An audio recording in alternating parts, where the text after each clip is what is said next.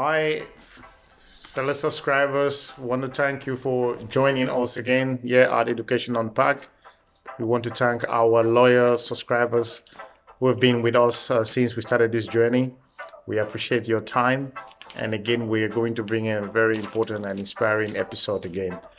If you're just joining us for the first time, we encourage you to subscribe, share our videos to your network so you can bring out the change and also educate others that may need our guidance or support in different areas.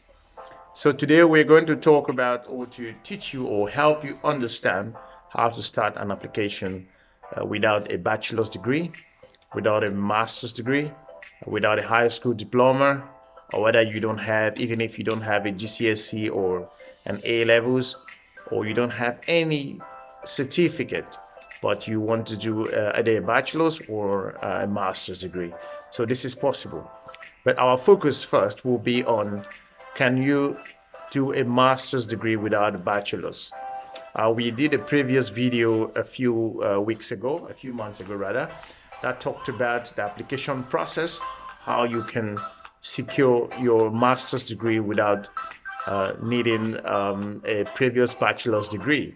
But we've been receiving questions from some of our viewers to have a better understanding and some clarity on it. So we've decided today to touch on it and also to throw in some more facts into the whole process. So we encourage you to stay to the end to get this, and you may share this to any of your friends that may help them start the application process. Now, we always have our notes here, so I'll maybe putting my eyes from left to right because I want to make sure that I bring in good information to you that may help you.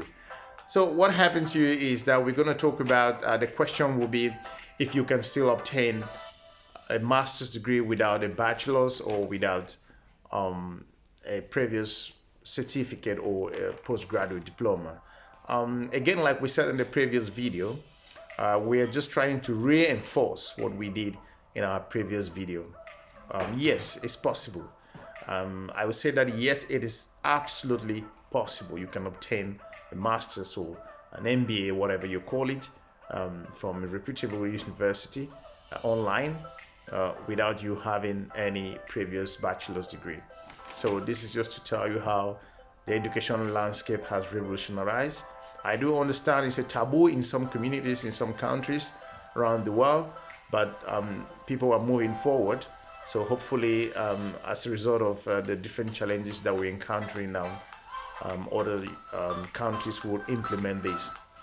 Now, in this case, we're going to refer to if you intend to do your master's degree without any bachelor's or previous postgraduate diploma, there is one thing we're going to look into. So we've put together seven admissions requirements that you need to meet that you may encounter while studying or following up with your application with any other institutions from around the world. We are saying this from years of experience working with senior professionals, experts, industrial executives, directors in different institutions from around the world. We've been consulting them for the past 10 years.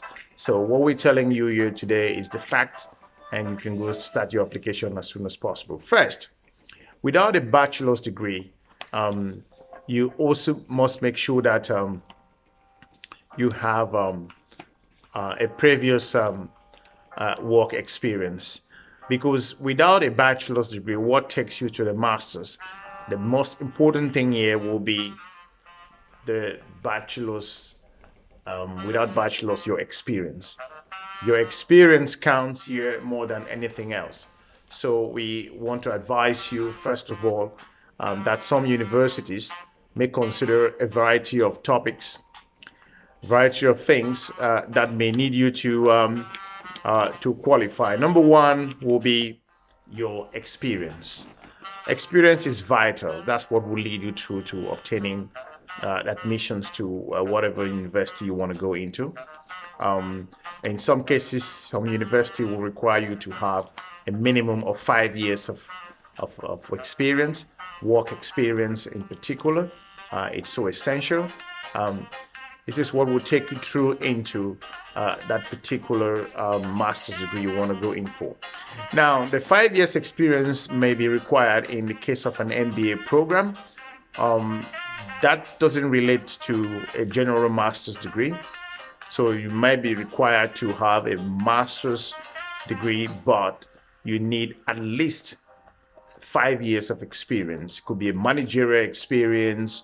You may have managed people, you might have managed customers, or you may just prove that you've held different positions over the years, and you need to document that. Of course, you have to also have a detailed CV that clearly states or outline your years of experience over the years to justify your application.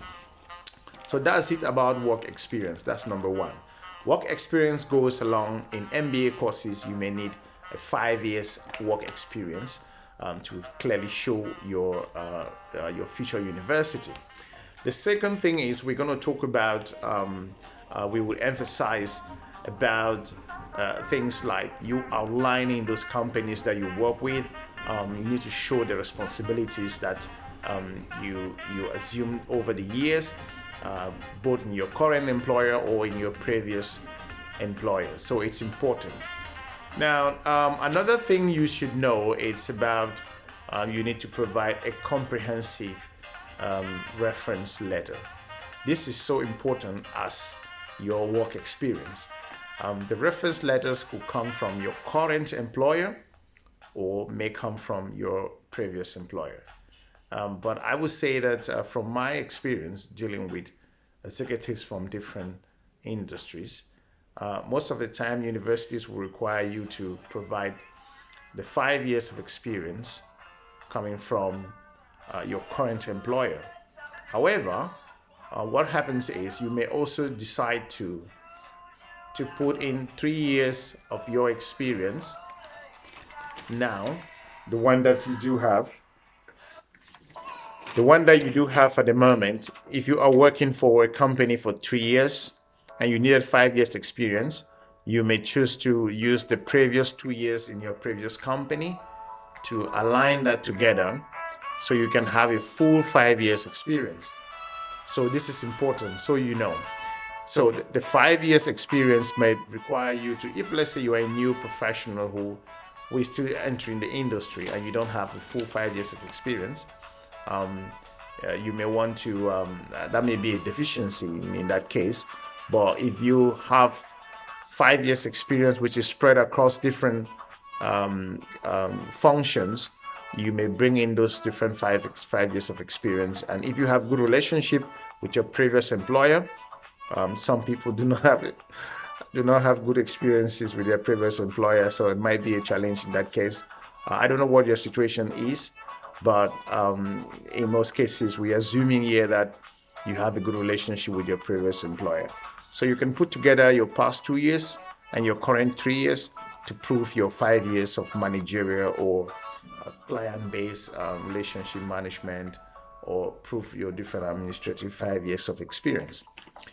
Now, the reference letters could be coming from your employer, or you could send those reference letters to your previous employer for them to refer you. Actually, I would advise you to have a detailed discussion with your referee so they can align what you expect, because the university has provided you with what they expect you to, your referees, to mention in those letters. They should clearly state when they know you and when you started working there for them, what capacity you were working for them, and also how they know you. These referees should not be your family members or your friends who know you out of the professional environment. Must be very professional. If it's required academic references, it should come from your former university or your former teacher or your lecturer. So we want to separate these two things. In most master's programs, you'll be required to provide an absolute professional reference. So we encourage you to make sure that you have having discussed with your previous and current employer, so they can draft a proper reference letter for you. Now, sometimes universities are strict. They may need that reference letter to come directly from your employer. You need to find that out, or they may need you to collect it from your employers and send it to them. So that's it about reference letters. It's important. The next thing will be your English language proficiency. This is an absolute must. It all depends which country you intend to study with. If you are studying with a UK-based university, of course, English will not be your first language. In that case, you will need to provide the test of English as a foreign language, which is a TOEFL, and also you need to provide the International English Language Testing System, which some people call it IELTS. So one of these qualifications, they do have a certain score you should have achieved for you to qualify for any master's or MBA program. So that's important. Another thing is, you also, if you haven't studied, or if you studied from an English institution, let's say from the United States, or from let's say in the UK, you have a chance to go into that program without requiring, if your bachelor's degree came from, let's say, New Zealand, Australia, South Africa, Nigeria, for example, from the UK, from the United States, or from Canada, depends which province in Canada.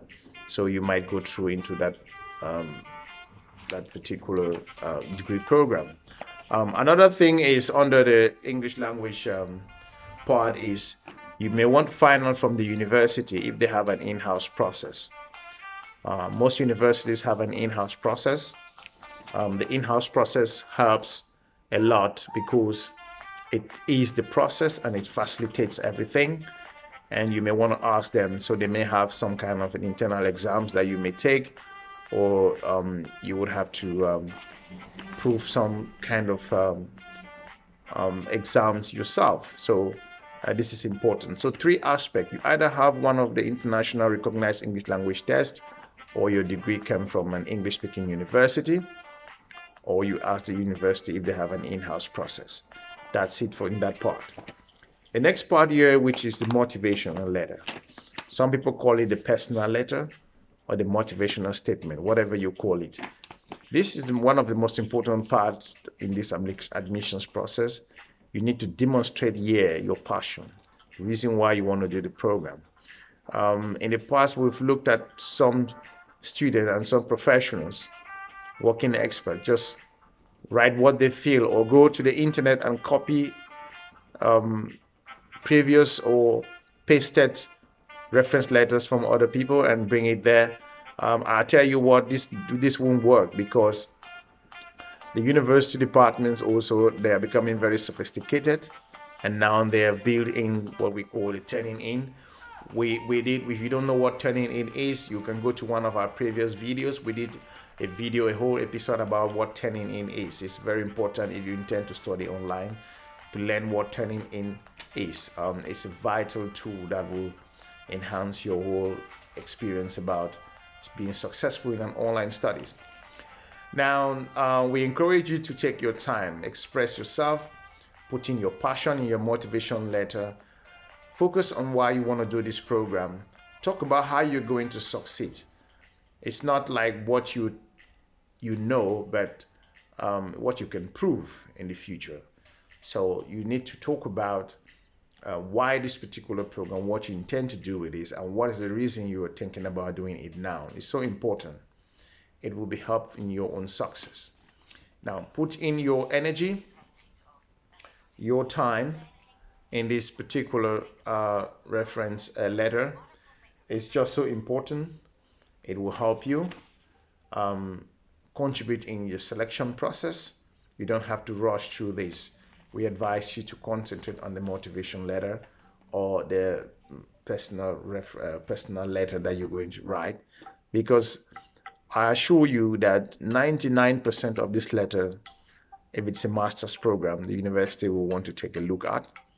They will read into. They will use that letter to judge your understanding and the passion that you bring into the program. So it's important for you to to create enough time to focus on this. Another very important thing that we're going to look into here is we encourage you to also focus on that is, you want to know more about what extra requirement may be needed. But I assure you that without any high school certificate, any previous bachelor's degree, it is possible for you to do your master's degree. We have aligned the requirements for you. 99% of the universities around the world will go with these requirements. It may differ in one way or the other, but your work experience will save you a lot here. Now, just to recap, what are the requirements you need to be successful to doing your master's degree online without any bachelor's degree? You will need first the work experience itself, a comprehensive CV that demonstrate either you've managed people, you've managed whatever personnel you want to say, or you've managed customers, or you've managed in an administrative part. You can prove that you have some managerial experience. Some universities will need a minimum of 5 years, and you need to demonstrate that on your CV. Another thing will be the reference letter. The reference letter can come from your current or previous employer. If you do not have enough working experience from the current job, you can link that up with your previous employer so you can complete your 5 years. Let's say you have your current job, you have 3 years, and you did 7 years in your previous job. You can complete the two references, and you want to collect those letters yourself, and you want to talk to your employer, previous and current, to make sure that they know what they're writing about you, because that may complicate your process. Another very important thing was the English language requirement. You may either provide the highest TOEFL, or you ask for an in-house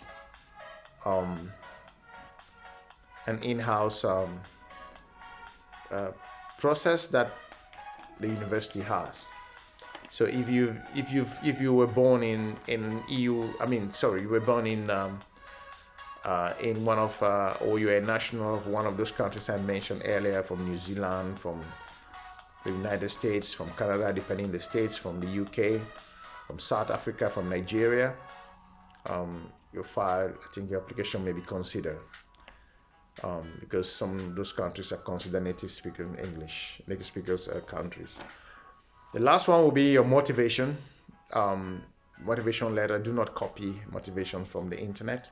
Write from your own passion, your interest. Express yourself. That will help you a lot. And one thing I want to point out is, this goes also to people who intend to do a bachelor's degree. They may come in with work experience, but the years of work experience may be just maybe 2 years of work experience there. Those 2 years of work experience may help you. You need to prove that on your CV as well. So the requirements may be the same. We hope that this helps you come up with a clear understanding, and you can start your application process now. We appreciate those subscribers who sent us questions, and we know they are in the middle of or at the beginning of the application process. At Education Unpacked, we try to unpack the mystery surrounding moving your career forward. We appreciate your time. We also encourage you that if you have some questions or concerns, please go to one of our previous videos. We have lots of videos in our channel that you can go. It would definitely help you in terms of learning, in terms of selecting the universities, which programs to study, the difference between how to study online, how to be successful online students. There are different episodes we've done which will definitely develop your skills. So thanks for watching, and we are looking forward meeting you again, and we appreciate your time. So have a pleasant day then. Bye, and we're looking forward meeting you again soon in our next episode.